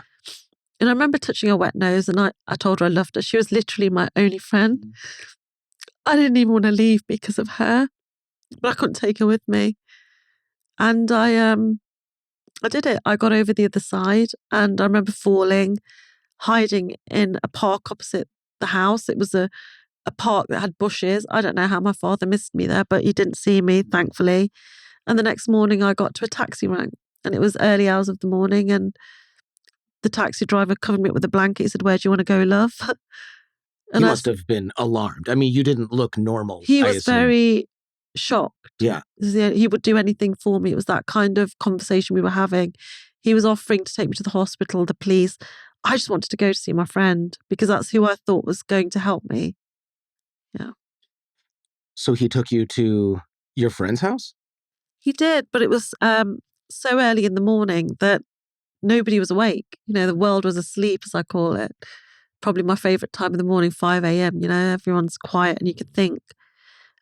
But the police station was opposite the road and he carried me into the police station practically.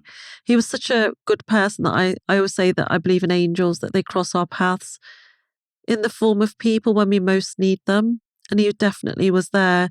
I remember the policeman telling him he can go. I was sort of slumped on a chair by this. I couldn't carry my own weight. I think the adrenaline had kicked in and got me to where I'd got to, but now I completely wasn't able to do it. And the police officer started to write down a report, took photos of me, which I'm still trying to track down.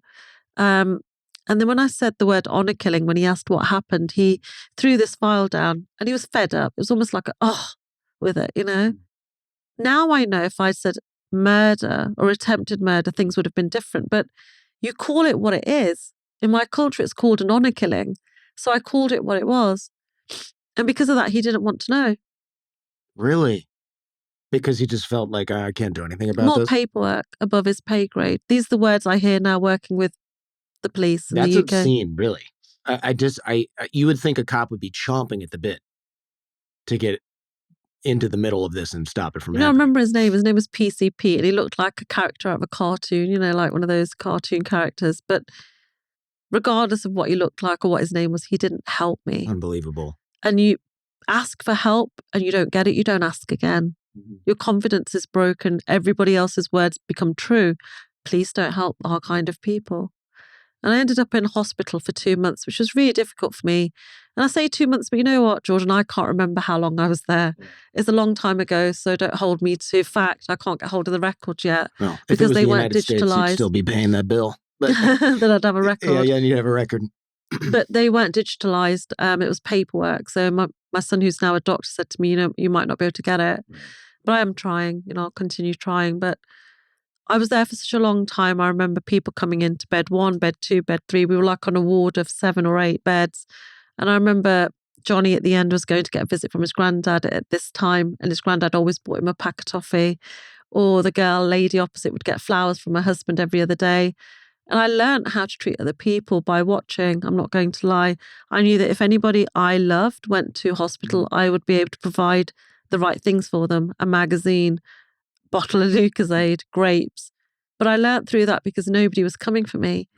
And every time that visiting hour would come, because I'd watch the clock, I knew that round the corner there was one person that was going to even say hello to me. And, people have lost compassion because not one of those visitors ever turned around to me and said, "How are you?" Yeah. I looked like a young girl who'd been through a huge ordeal, but not one person had stopped to say, "How are you today?" Not once. And that's happened more than once in my life, which is why I say to people that we need to be more loving and compassionate. Give 5 minutes of your time to be kind. It makes a huge difference in someone's lives.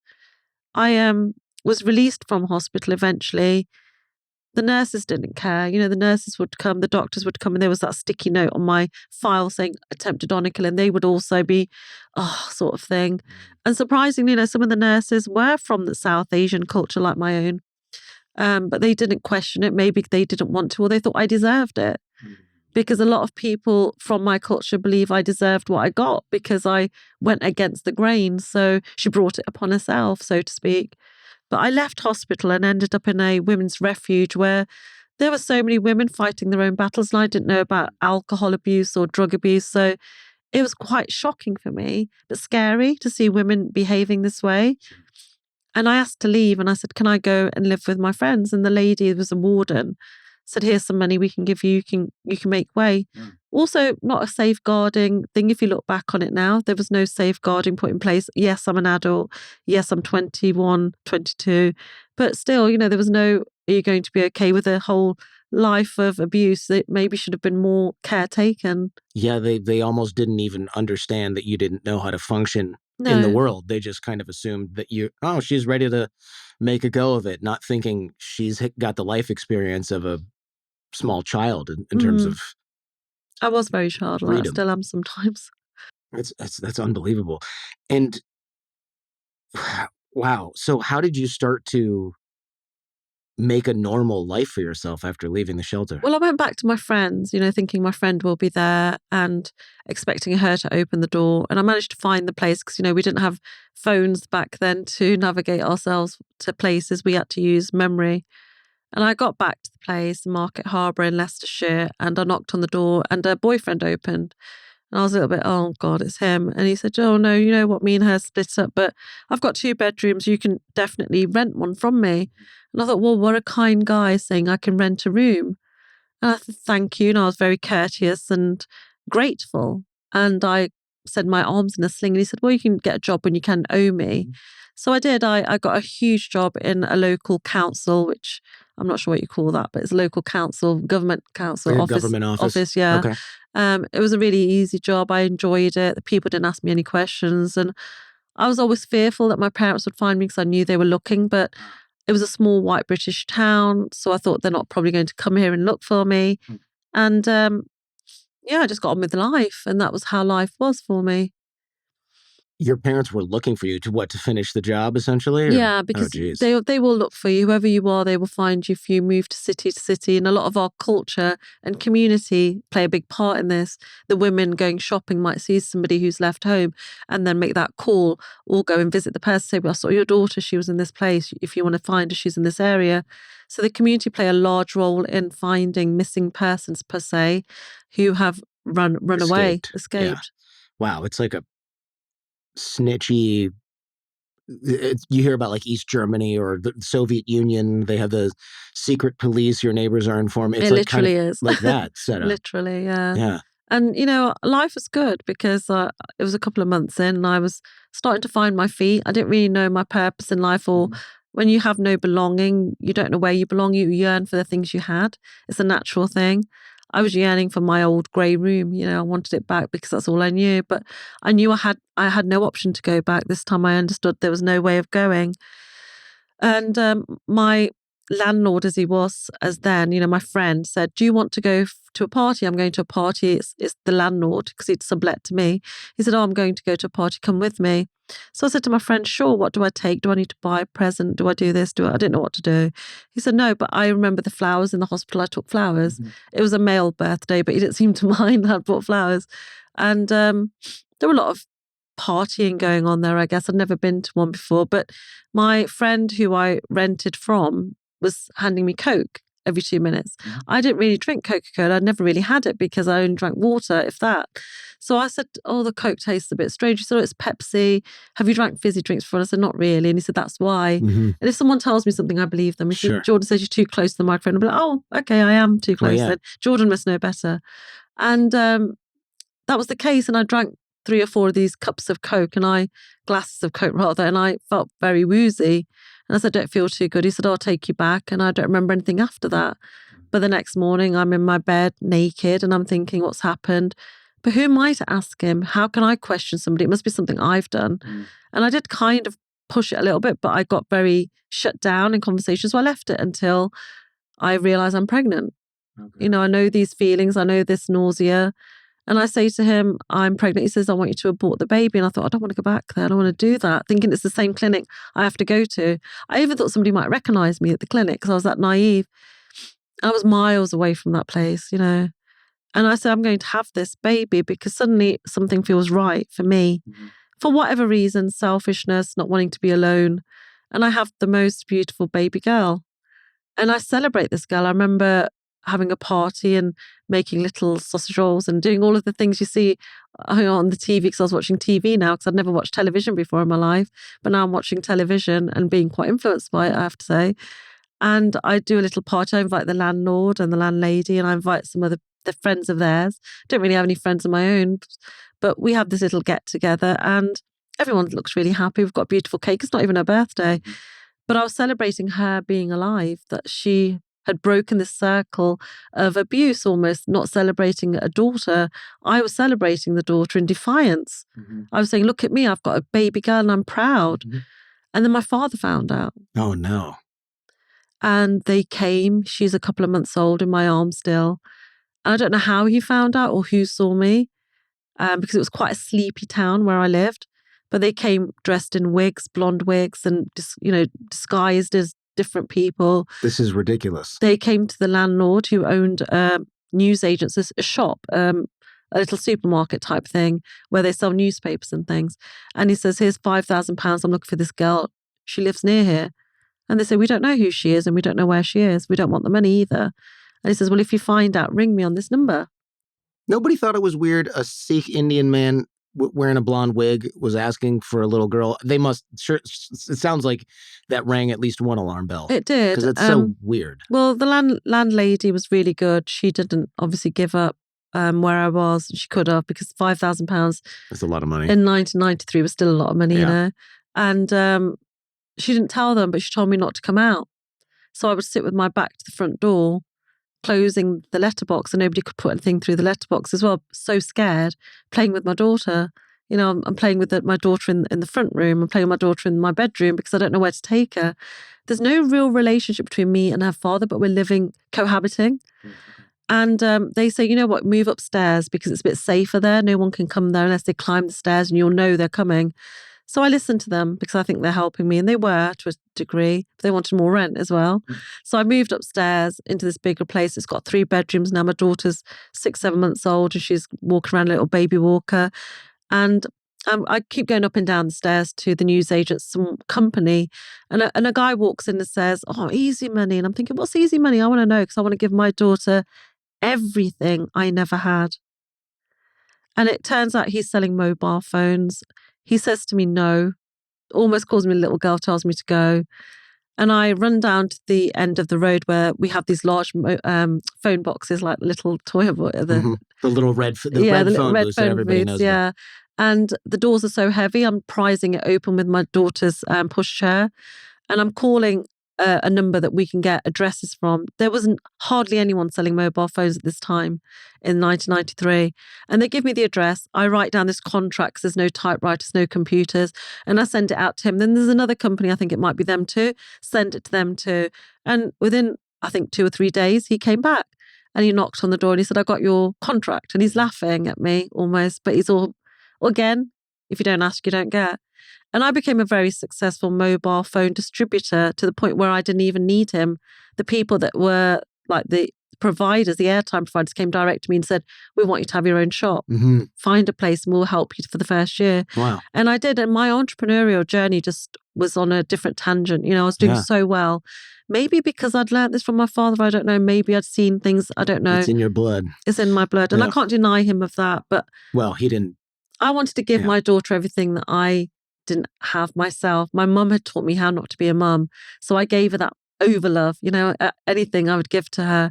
And then my partner's interested because I'm making a lot of money now. So he doesn't want to leave. He's not leaving, but he's doing his own thing, going out all the time, not really inclusive of me. And that's normal again. But my father did that. So why would I question it? I didn't have a normal relationship with anyone up to this point. I've never dated. I don't know what dating is. And we have another little boy. We've moved into our own house. We've got a beautiful house, white picket fence. It's exactly the way I used to draw it, literally. And things are okay between us, but he's angry a lot. But I'm used to anger, remember? My mum was always angry. I don't know why he's angry, but he is. And he starts to demand money. So to be in my life, I needed to give him anything between £5,000 and £8,000 a month. He doesn't work. He has nothing to do with the children. Never turns up to a parents' evening, nativity play, sports day. He's not there.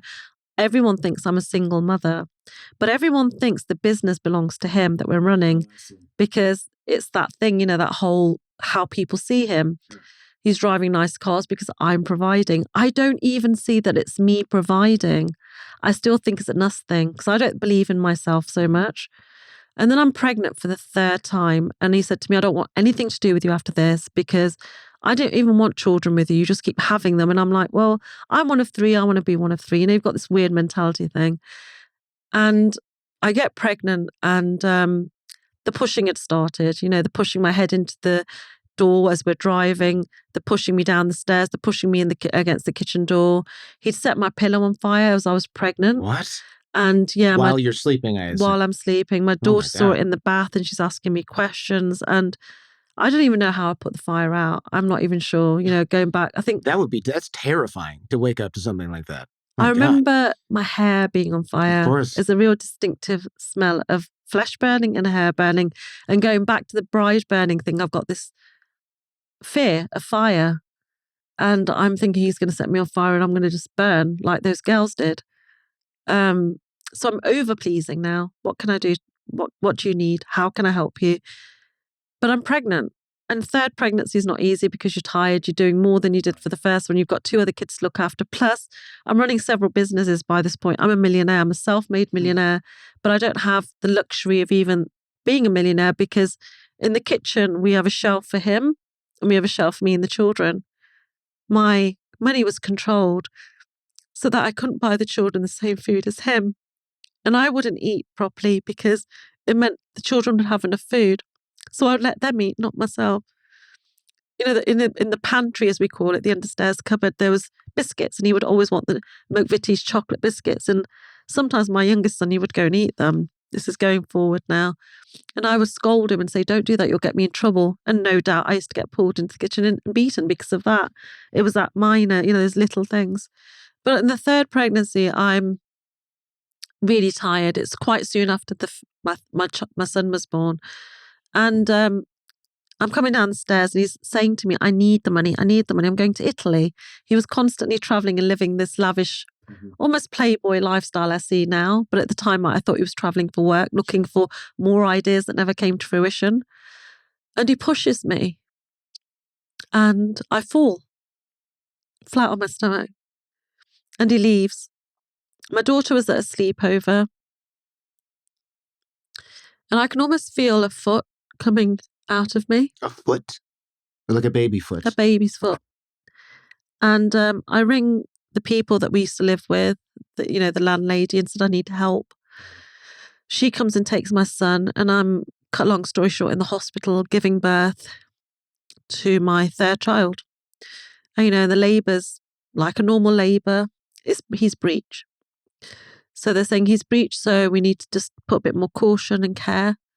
This is a baby position for people who've never heard of breech baby. It has to do with the position of the baby in the uterus. So his feet are coming first as opposed to the head. And they're monitoring the heartbeat, everything's fine. And I give birth to Tyler, his name was. And he's the most beautiful little baby. I'm holding him.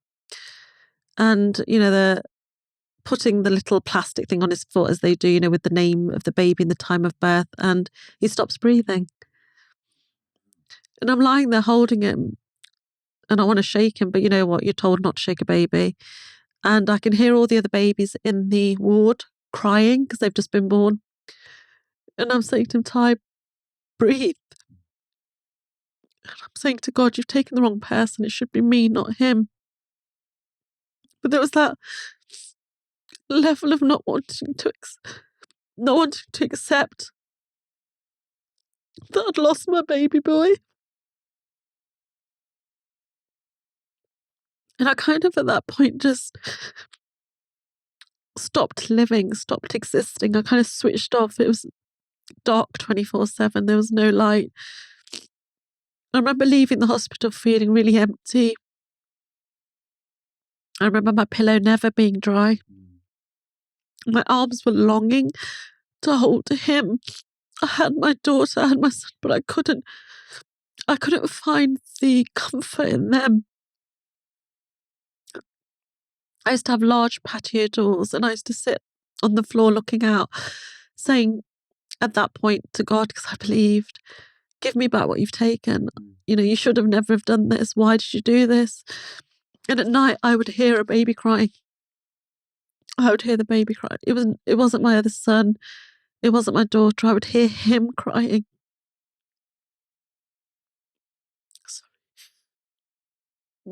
I didn't go to work. I didn't feed the kids, which sounds terrible, but I couldn't. I mentally had got to a point where I just wanted out of this painful life. And it was the hardest thing I've ever been through. But I did manage to persuade my partner to give me another baby, because that time he wasn't even sleeping with me, he was sleeping somewhere else, and he just didn't want anything to do with me. He said I was disgusting, that no man would want me, that I was, really ugly, and I was lucky to even have him come near me. Abuser, just classic abuser nonsense. You believe what you're told when you're in that state of mind, especially being depressed, you do. And I did get pregnant, and I remember going to hospital thinking it's a girl, because I've had 3 boys now, and 2 boys, sorry. It won't be a third boy. And saying to them, I want a pink room, and I was really insisting on having a pink room. I wasn't even aware I was in labour. I went to hospital not feeling well, and they said, you're in labour, the baby's coming today. I said, it's not due for a while. They said, it's coming today. And it was a really pretty pink room, and I wouldn't sit down. I wanted this baby standing. Don't ask me why. Okay. So I was really adamant about standing up, not laying down. I said, it's for your reasons. I don't want to lie down. For your reasons, I want to stand up for my reasons, gravity. And Yeah. it was probably the easiest birth, and he was the biggest baby. And he, I held on to him for dear life, making sure he was still breathing. And I didn't sleep all night, just watching him, just watching his every little move. And he looked just like Tyler, I have to admit. And I wanted to keep the T, so I named him something with T. And he kind of gave me a reason to live again, I guess. And he's my youngest. As your children got older, did they start to realize what was going on at home? Yeah, my daughter went to university. When you break out of a cycle, you look back and you think this isn't normal. And she looked back and she could tell things weren't okay. Yeah. So she questioned her dad and said, why'd you talk to her like that? Why'd you do this? And the abuse was getting so much so that he stopped us talking. He said, you can't speak to each other. So I would put my phone here on a table every day, and he would check through it, see if I'd spoken to her or not. And it became a norm that we would keep our phones here. He would track my car to work. He would have a CCTV put everywhere I went so that he could remotely access it. Oh, geez. If I went to a supermarket, I'd show him the receipt and the timestamp so he knew when I was there and how long I was there for. So the control became unbearable, and he knew that he was losing control because my daughter had gone to university. And my middle son, he's sort of 5 years younger than my daughter. He had done his GCSEs, which I don't know what you call here, but it's like your middle school before you go to just before university. Okay. So he did really, he was studying for them, and his father hit him for no reason. He came down the stairs and just punched him in the back of his head with a real thud. Jeez. And I stood up and said, don't do that. Why are you hitting my children? Instead of saying, right, I'm going, I thought I'll send him away because that's the right thing to do, because your reality is so distorted, you can't see straight. You don't understand what's happening right in front of you because you're almost blinded by what's going on. It's almost like a cloud above you that doesn't shift, and you're not doing anything to make it shift. You're not stepping away. You're standing under that cloud deliberately. But I just didn't see it, and I regret not seeing it. So I sent him to boarding school, but that meant that's a lot of money I've got to pay in a British boarding school. And I thought, what, it's really good. He carries on playing his soccer, which he was playing at high level. It's really good. I'll send the youngest one to, who'll go next year or the year after, but I just need to save up. So it meant I had to work harder. So I'm opening up a new business, which was my solution to everything. Oh, Jordan, you want that? I'll go open a new business and I'll create the money for it. And my youngest son became ill because suddenly his buffer had gone. That person he ran to every time I was being dragged into the kitchen and being beaten, he disappeared. It was just the two of us left, and there was a lot of noise, physical and mental noise for two people, and it became unbearable for him. So stress has to go somewhere, and if it stays in your body, it makes you sick. It made him sick. He ended up with an autoimmune disease. Again, there was this thing, don't talk about anything out of the house. If you do, I'll find out and I'll kill you, I'll do this. You can't leave, I will kill you. You can't make it on your own. So we were drowning, literally, both of us. And I was in the hospital. He had a very big operation. It was a very touch and go situation. And I asked him to come, his father. I said, please come, because he's got this.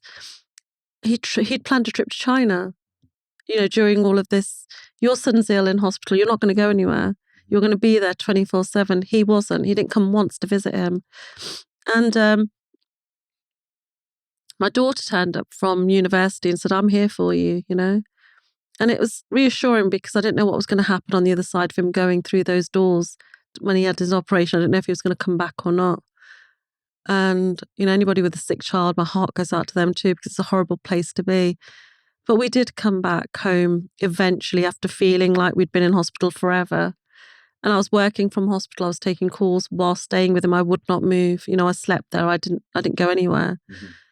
And the day we got back, it was a couple of days later, my daughter gets a picture message on her phone saying, I'm sorry, from her father. And every time I had seen my daughter, she'd said, it feels like this is a goodbye, because I feel like he'll kill you and I'll never see you again. Oh my gosh. So for her, she was in constant anxiety, and she had just got into this new degree she wanted to do. She's a biomedical scientist.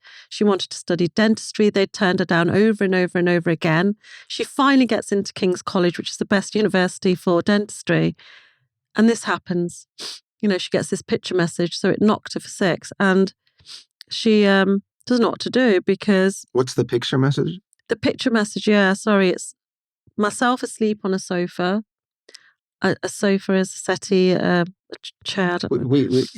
We have sofas. You call it sofas? I wasn't sure. Okay. It might be a different thing, but it's basically a small couch, yeah? Yeah, small couch, that's the word. And I didn't sleep because of the setting on pillow. I had insomnia, but also her father, my partner, would lock our doors at 11 o'clock at night and reopen them at 5, sorry. It was like a control thing. Yeah. Like a prison warden. I didn't sleep ever. I was really bad at sleeping. I'd go for days without sleeping. But my son's picture that she'd received was him slumped on a table in a really awkward way. She just knew her heart, that instinct was telling her something's wrong. This shouldn't be this way. So she panicked. She didn't know what to do, to the point where she called me. And people say, why didn't she call the police? But when you're in a panic, you do what comes first. She called me and I didn't answer. She called and called and called until I did answer. But when I did, my throat was really dry. And I said, let me just get some water. And I've got the phone in one hand. I've gone to turn the tap on the tap to get the water. I turned to look this way, and on the stove, he's turned all the taps on of the stove. So there's gas completely. Right. So the house is full of gas. And people say, well, you can't die of that. But you can die of carbon monoxide. Yeah. If I'd woke up later on and switched the light on, the house would have exploded. It was literally an accident waiting to happen, which led us to being removed because of the situation.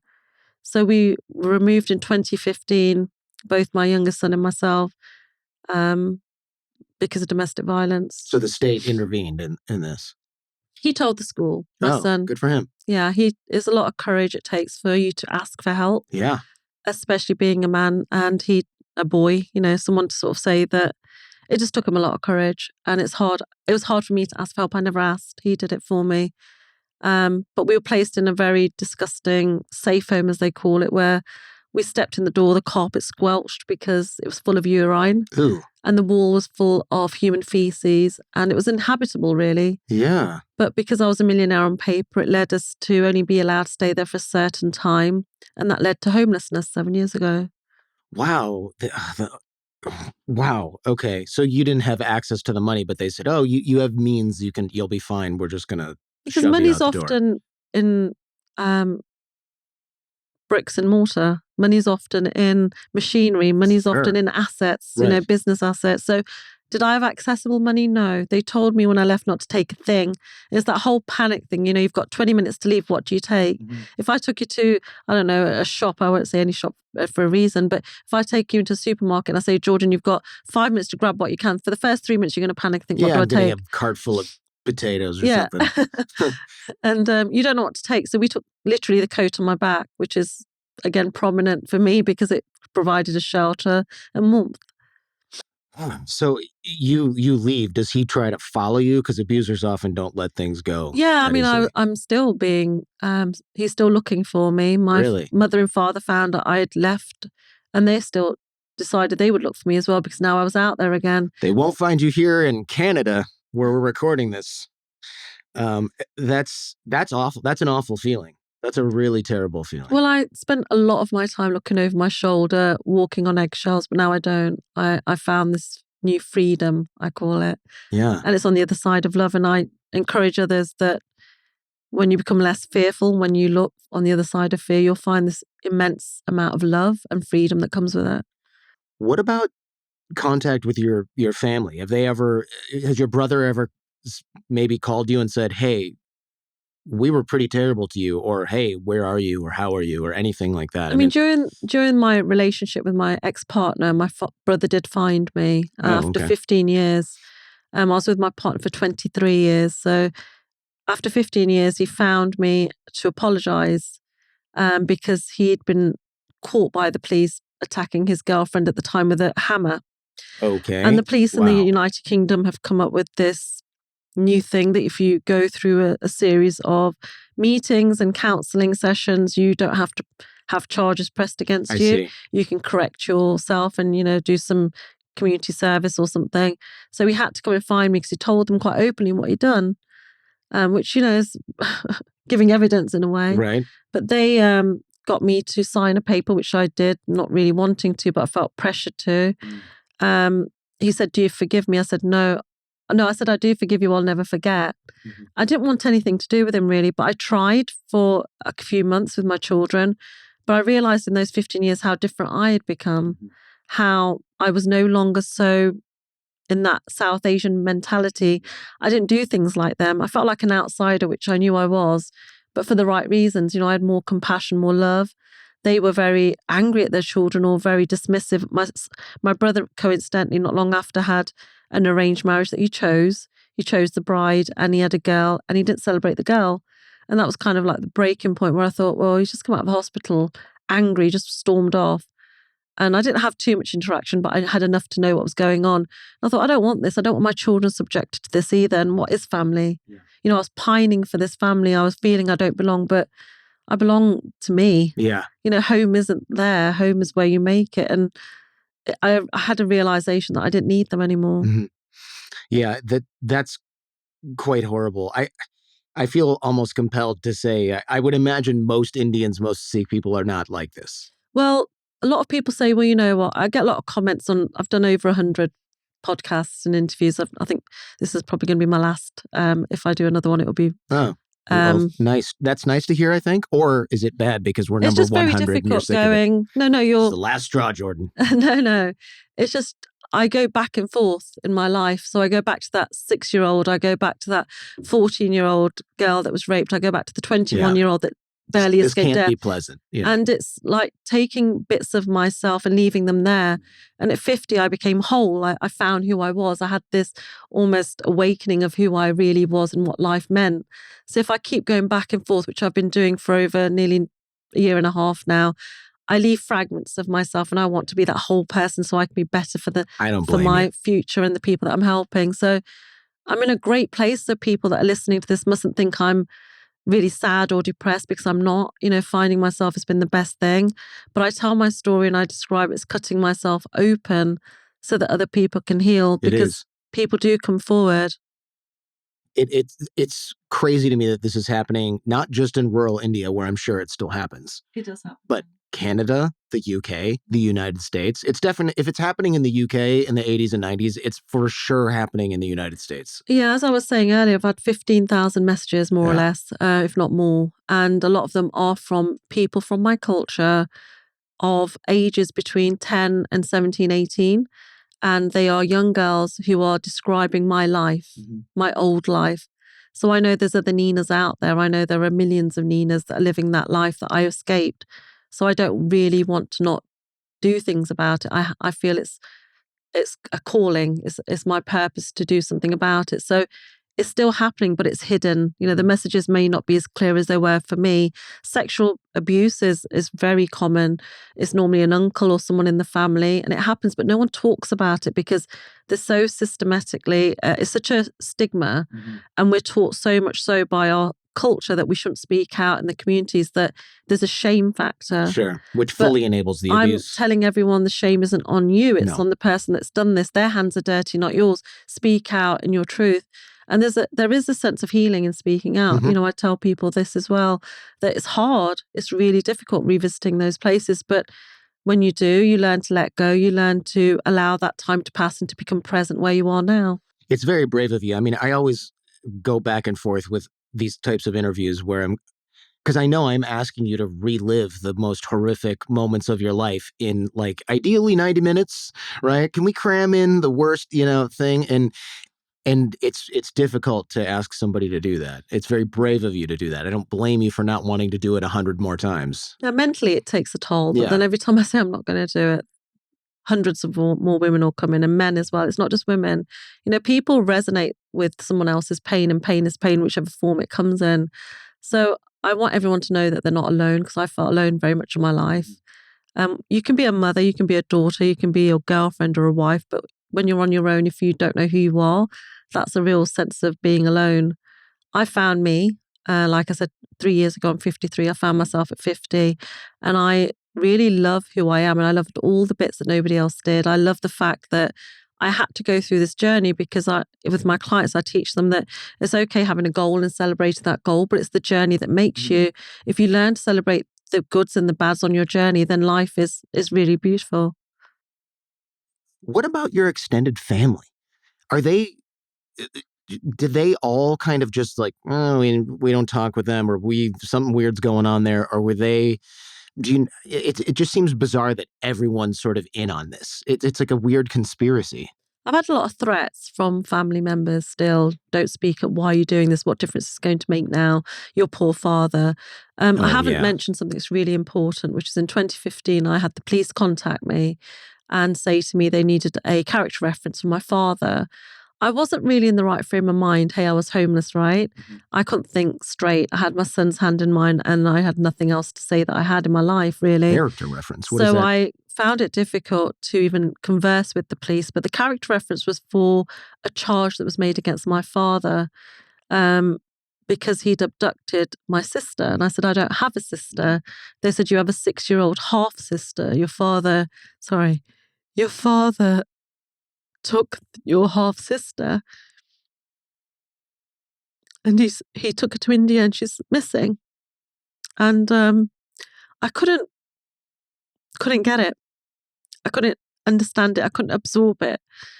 But when I got to a point where I found me, I revisited that horrible place and horrible thing because we bury things because we can't deal with it. And I realized that I have a half sister called Julia. I've not long found that out. Her name. She's half Polish. My father had had an affair and he hid this affair. And he hid the fact he had a daughter, a whole person he's hiding. So to hide her from the community and being found out, he abducted her, he took her without the mother's knowledge, and he sold her to human traffickers in India. Oh my God. Where they harvest organs. And when I had the acknowledgement this has happened and I actually understood, I realised I couldn't stay quiet. And that's when I decided to speak out. I felt guilty. I don't feel guilty now, but I did. I felt guilty because I hadn't held him accountable. You know, for him, he was above the law. He was getting away with things. I didn't press charges. But I understood it as well.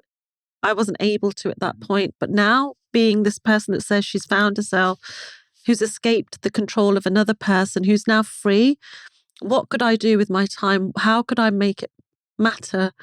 In her honour, what could I do?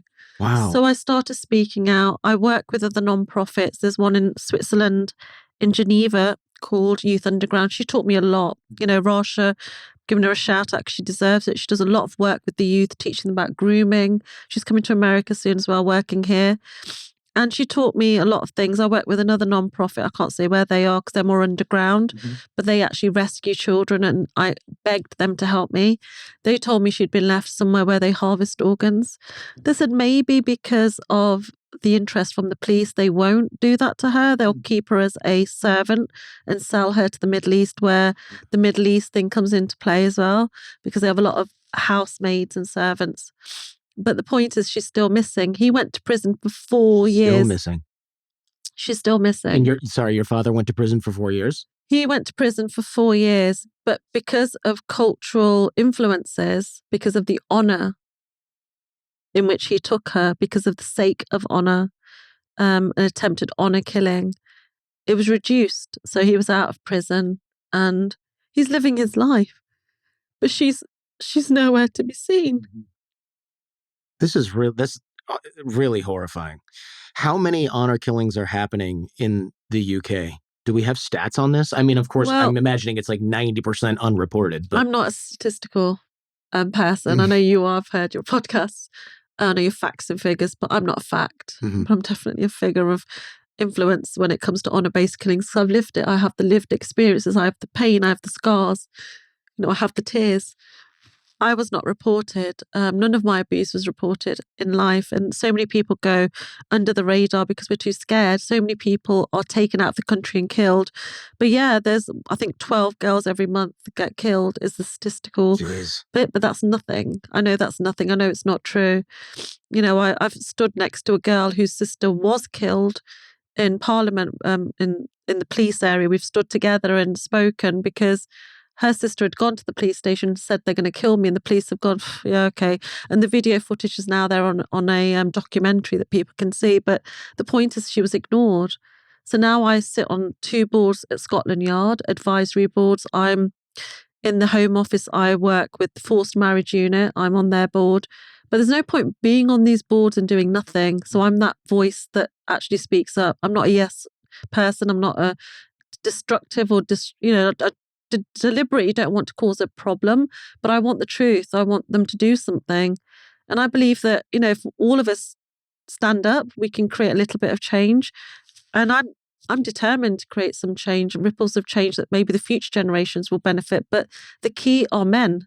The key is you. A man bringing forward compassion to give almost that standing that this is how a father should be, how a brother should be. That's the key. So I'm working really hard to create awareness. And, by going around talking the way I've been doing in the US on child marriages, I spoke in Dallas about that.